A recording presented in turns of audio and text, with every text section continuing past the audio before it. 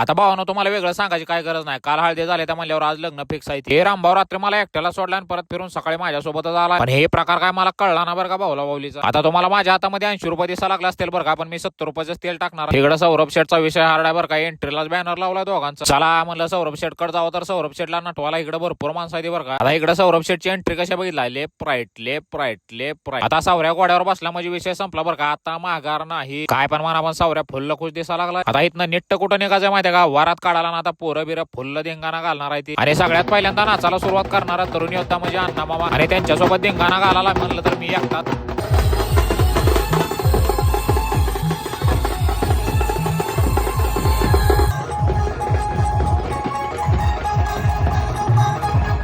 आणि इकडं आकाश शेटचा वेगळा नाच चालू आहे बरं का. फुल्ल पैसे वाटप कार्यक्रम.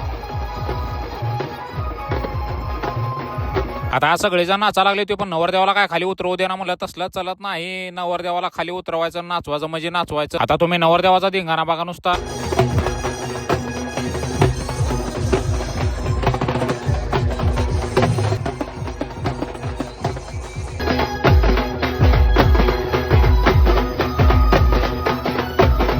आतापर्यंत कोणाची वेळेवर लग्न लागली ती सौरभ शेटची वेळेवर लागणार आहे ती. आणि हिथनं तर नवरीला घेऊन येताना नाही म्हणलं तर 10,000 द्या म्हणून मागा लागली होती, पण 2,000 मध्ये कसं तर त्यांना गंडवलंय आम्ही.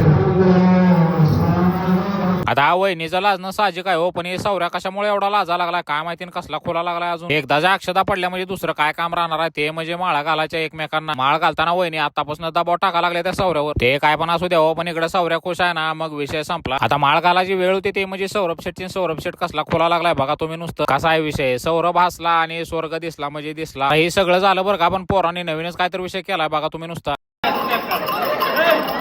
तुळजाभवानीच्या कृपेने, तिरुपतीच्या आशीर्वादाने, सासरची निरांजन आणि माहेरची फुलवात लाभले मला स्वर्गवाची साचिनवांची साथ. नाव घ्या म्हणून मोबाईल साऱ्या बहिणी. स्नेहाचं नाव घेतो, आवडली का बहिणी.